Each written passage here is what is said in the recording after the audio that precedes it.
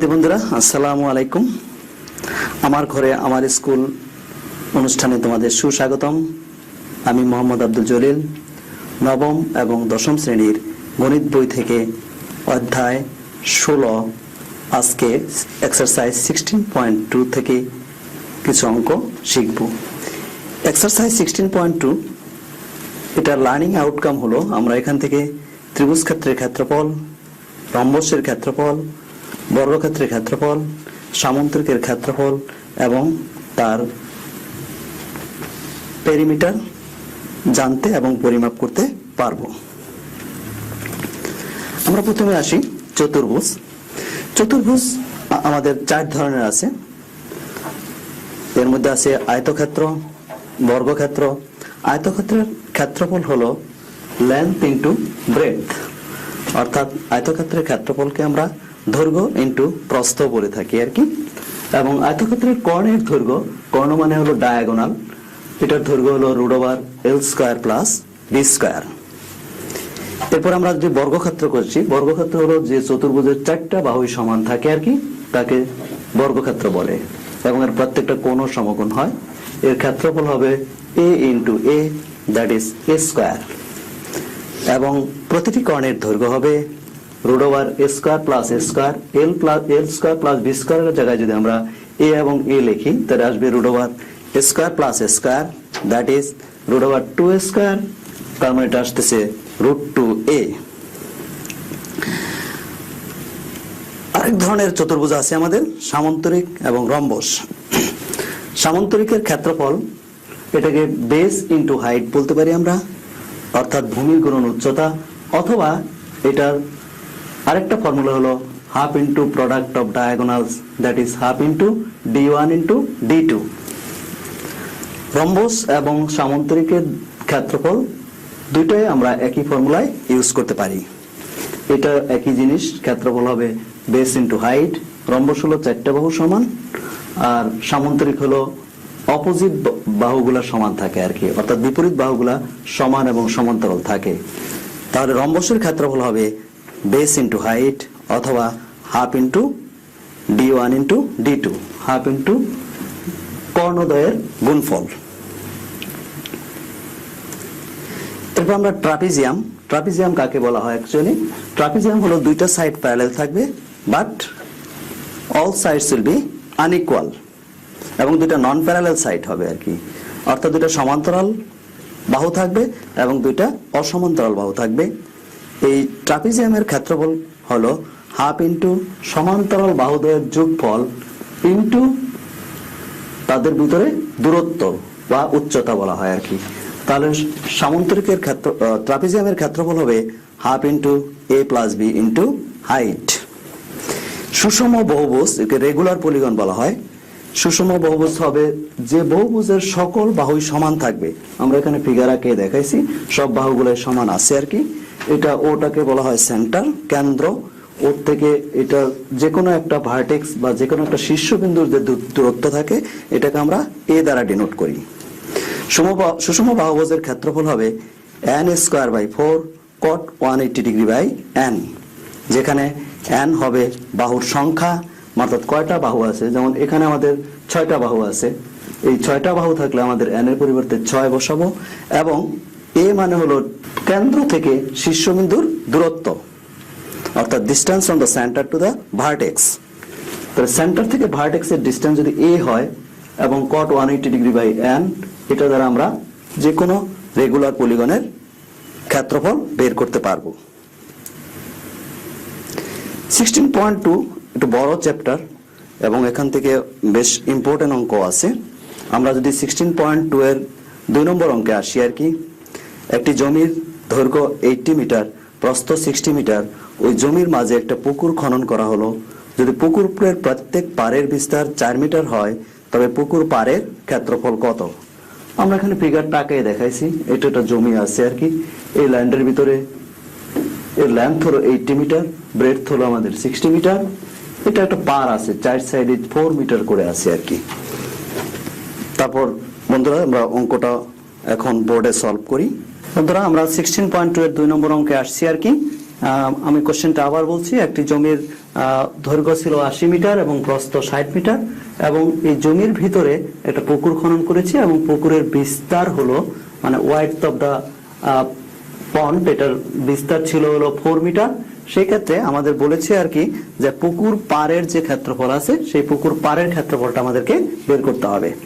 তাহলে আমরা এখান থেকে লিখতে পারি পাড় সহ পুকুরের ক্ষেত্রফল, পাড় সহ পুকুরের ক্ষেত্রফল।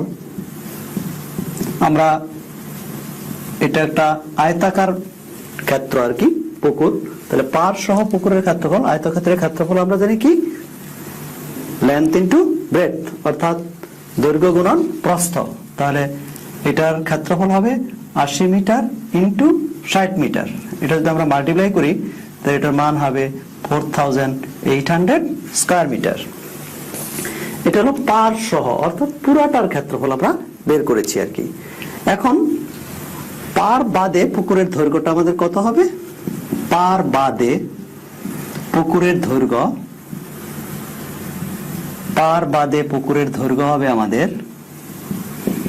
পাড় বাদে আসতেছে আমাদের 80 - 4 অর্থাৎ এখান থেকে এইটুকু আমার 4 মিটার বাদ যাবে, এখান থেকে এইটুকু 4 মিটার বাদ যাচ্ছে, তার মানে এটার মান আসতেছে আমাদের 72 মিটার। পাড় বাদে পুকুরের প্রস্থ, তাহলে পাড় বাদে পুকুরের প্রস্থ হবে, পুকুরের পাড় সহ ছিল 60 মিটার, এই 60 মিটার থেকে এই পাশ থেকে আমাদের 4 মিটার বাদ যাচ্ছে, এই পাশ থেকে 4 মিটার বাদ যাবে, তাহলে 4 - 4 4 × 2 লিখতে পারো, তোমাদের বোঝার জন্য আমি দুইবার লিখেছি আর কি। এটা হলো 52 মিটার। তাহলে পাড় সহ পুকুরের দৈর্ঘ্য হলো আমাদের কত? পাড় সহ পুকুরের দৈর্ঘ্য হলো আমাদের 72 মিটার এবং পাড় বাদে পুকুরের প্রস্থ হলো আমাদের কত? 52 মিটার। আমরা এখন পাড় বাদে পুকুরের এটা পুকুরের ক্ষেত্রফলটা আমরা বের করছি আর কি। তাহলে সুতরাং পাড় বাদে পুকুরের ক্ষেত্রফল, পাড় বাদে পুকুরের ক্ষেত্রফল হবে আমাদের কত?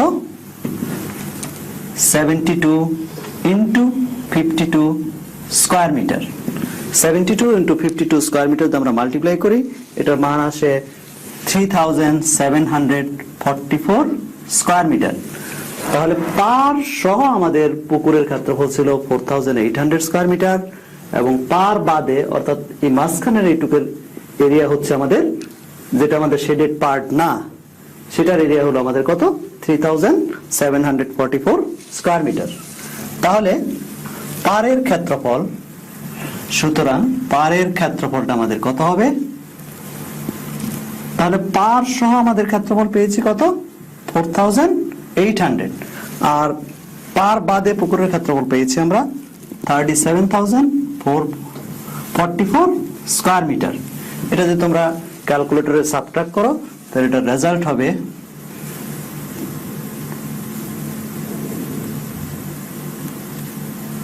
1056 স্কয়ার মিটার। তাহলে সুতরাং পাড়ের ক্ষেত্রফল হলো আমাদের, পাড়ের ক্ষেত্রফল হচ্ছে আমাদের কত? 1056 স্কয়ার মিটার। এটা অ্যান্সার লিখে দিতে পারি আমরা, আলাদা করে অ্যান্সার না লিখলেও কোনো নম্বর কাটা যায় না এবং কোনো সমস্যাও নেই। আমরা এখন 16.2 9 নম্বর অঙ্কটায় আসি। 9 নম্বর অঙ্কের কোশ্চেনটা আছে আমাদের, একটি সামন্তরিকের বাহুর দৈর্ঘ্য 30 সেন্টিমিটার ও 26 সেন্টিমিটার ও ক্ষুদ্রতম কর্ণটি 28 সেন্টিমিটার হলে অপর কর্ণের দৈর্ঘ্য কত? তাহলে এখানে আমরা এবিসিটি একটা সামন্তরিক ধরে নিয়েছি আর কি। দুটা বাহু দেওয়া আছে, আমরা বড় বাহুটা 30 সেন্টিমিটার ধরেছি আর একটা বাহু ধরেছি 26 সেন্টিমিটার এবং একটা স্মলেস্ট ডায়াগোনাল অর্থাৎ ক্ষুদ্রতম কর্ণ এসিটাকে ধরেছি আমরা 28 সেন্টিমিটার। এখন আমরা লার্জেস্ট ডায়াগোনাল অথবা বিডি কর্ণের দৈর্ঘ্যটা আমরা বের করব, এটাকে আমরা D2 দ্বারা ডিনোট করেছি। এরপর চলো বন্ধুরা আমরা বোর্ডে অঙ্কটা সলভ করি। বন্ধুরা এখন আমরা 16.2 এক্সারসাইজের 9 নম্বর অঙ্কটা সমাধান করছি আর কি। 9 নম্বর অঙ্কটার কোশ্চেনটা ছিল আমাদের, একটি সামন্তরিকের বাহুর দৈর্ঘ্য যথাক্রমে 30 সেন্টিমিটার এবং 26 সেন্টিমিটার এবং ক্ষুদ্রতম কর্ণটি 28 সেন্টিমিটার হলে আমাদের বাকি যে কর্ণটা আছে সেটা দৈর্ঘ্য নির্ণয় করতে হবে। তার বাকি কর্ণের দৈর্ঘ্য যদি আমরা নির্ণয় করতে চাই, তাহলে আমি যদি এই সামান্তরিকটার ক্ষেত্রফল বের করতে পারি, তাহলে সামান্তরিকের ক্ষেত্রফল হলো আমাদের কি half into d1 into d2। তাহলে সেই ক্ষেত্রে আমাদের d1 দেওয়া আছে 28, তাহলে আমরা ইজিলি d2 পাবো। তা আমরা জানি যে সামান্তরিকের কর্ণদ্বয় সামান্তরিককে দুইটা যে কোনো একটা কর্ণ সামান্তরিককে দুইটা সমান ত্রিভুজে বিভক্ত করে। তাহলে সেই ক্ষেত্রে আমরা এই ট্রায়াঙ্গেলটার এরিয়া বের করে নিতে পারি। ট্রায়াঙ্গেল এডিসি যদি এরিয়া বের করতে পারি, ট্রায়াঙ্গেল এডিসিটা আমাদের কোন ধরনের ট্রায়াঙ্গেল? একটা সাইড 26, একটা সাইড 28, একটা সাইড 30 সেন্টিমিটার। তাহলে এইটা ট্রায়াঙ্গেলটা হবে স্কেলিন ট্রায়াঙ্গেল বা বিষমবাহু ত্রিভুজ। তাহলে বিষমবাহু ত্রিভুজের ক্ষেত্রফলের ফর্মুলাটা আমাদের কি? ধরা যাক এবিসিডি একটা সামান্তরিক, ধরা যাক এবিসিডি একটি সামান্তরিক, এটা আমরা ধরে নিয়েছি।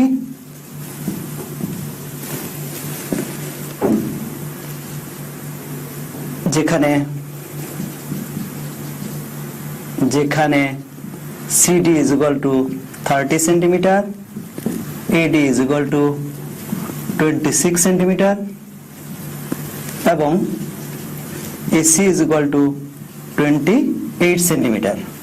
তাহলে সুতরাং ট্রায়াঙ্গেল এসিডি এর ক্ষেত্রফল,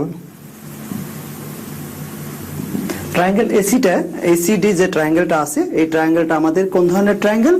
এটা হলো বিষমবাহু ত্রিভুজ বা স্কেলিন ট্রায়াঙ্গেল। তাহলে বিষমবাহু ত্রিভুজের ক্ষেত্রফল আমরা আগের যে চ্যাপ্টার 16.1 ছিল সেটাতে আমরা দেখে আসছি। সেই ফর্মুলাটা হলো কি ছিল? s into s minus a s minus b into s minus c। অর্থাৎ ট্রায়াঙ্গেল বিষমবাহু ত্রিভুজের ট্রায়াঙ্গেলের এরিয়া হলো s into s minus a s minus b s minus c। এখানে a হলো 26 সেন্টিমিটার, তুমি যদি a 28 ধরো তাতেও কোনো সমস্যা নাই। b এর মান ধরলাম আমরা 30 সেন্টিমিটার, আর c এর মান আমরা হয়েছে এখানে কত? 28 সেন্টিমিটার। তাহলে s আমরা জেনেছি কি a plus b plus c by 2। তার মানে a হলো আমার 26, b হলো 30, c হলো 28 ডিভাইডেড বাই 2। এটা যদি আমরা ক্যালকুলেশন করি তাহলে এটা আমাদের আসবে 42 সেন্টিমিটার। অর্থাৎ এই তিনটা অ্যাড করলে হবে 84 ডিভাইডেড বাই 2, 42 সেন্টিমিটার। এটা হলো আমাদের এস এর মান। এখন আমরা এসিডি ত্রিভুজের ক্ষেত্রফলটা আমরা বের করে ফেলি। তাহলে ট্রায়াঙ্গেল এসিডি এর ক্ষেত্রফল, এসিডি ট্রায়াঙ্গেলের ক্ষেত্রফলটা আমাদের কত হচ্ছে? রুট ওভার এস এর মান আমরা কত পেয়েছি? 42 ইন্টু এস মাইনাস এ, তার মানে 42 minus 26 into s minus b. S তো আমরা পেয়েছি 42 মাইনাস বি পেয়েছি 28, এস মাইনাস সি, এস ছিল 42 মাইনাস সি ছিল আমার কত? এটা বি ছিল 30 আর সি ছিল আমার 28। তাহলে এটা যদি আমরা ক্যালকুলেশন করি, this should be 42 into 16 into 12 into 40। তোমরা যদি ক্যালকুলেটর দিয়ে ক্যালকুলেশন করো তাহলে এটার রেজাল্ট আসবে 336 স্কয়ার সেন্টিমিটার। এটা ক্যালকুলেটরের রুট ওভার দিয়ে বাকিগুলো মাল্টিপ্লাই করে দিলে তুমি 336 পেতে পারবে।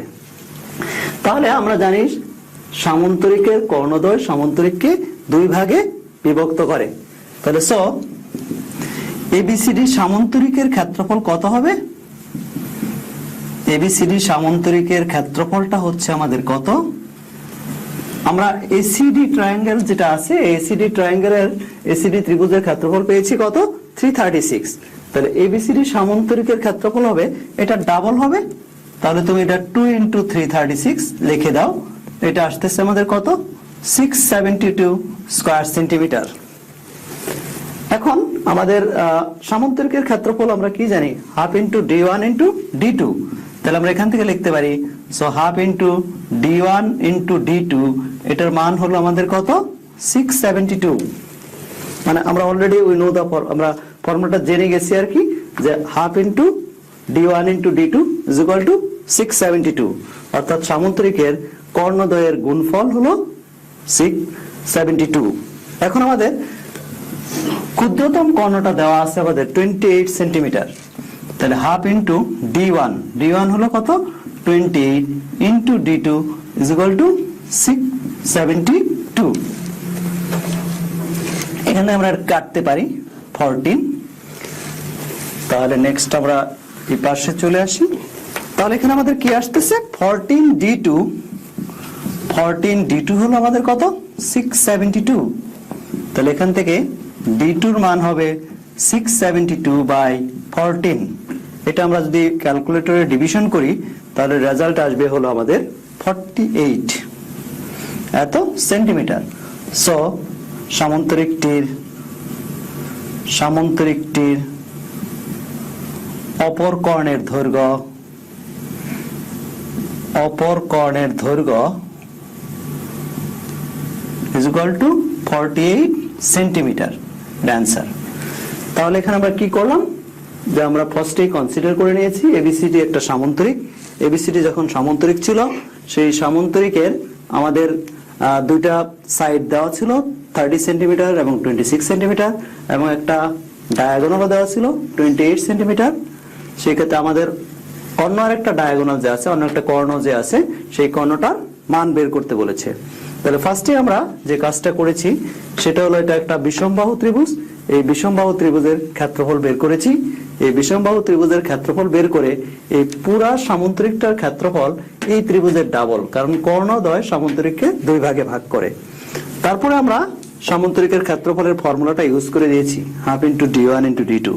এখন D1 এর মান আমার দেওয়া ছিল 28, এটা বসাই দিয়েছি, তারপর আমার D2 মান চলে আসছে।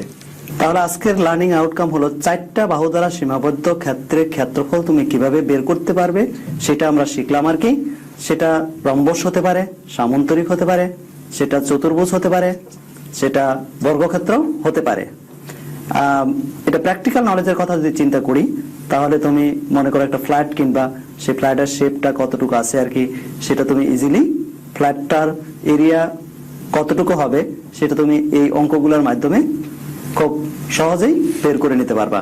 কাজে মালিক তোমাকে ঠকাতে পারবে না, বা যার কাছ থেকে তুমি কিনবা সে তোমাকে ঠকাতেও পারবে না আর কি।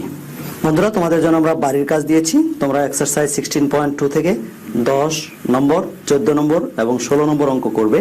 তোমাদের এই 3টা অঙ্ক সলভ করার জন্য আমি একটু গাইডলাইন দিচ্ছি। 10 নম্বর অঙ্কটা তোমরা 9 নম্বরের মতোই করবে। শুধু এখানে রম্বসের পরিসীমা 180 সেন্টিমিটার আছে, এটাকে 4 দ্বারা যদি ডিভিশন করো তাহলে তুমি সাইড পেয়ে যাবে, পরে 9 নম্বরটা ফলো করলে অঙ্কটা মিলাতে পারবে। এরপরে 14 নম্বর অঙ্ক, এটা একটা ক্রিয়েটিভ কোশ্চেন। আমরা যে 2 নম্বর অঙ্ক করেছি এই 2 নম্বর অঙ্কের সাথে হুবহু তুমি এটা মিলাতে পারবে।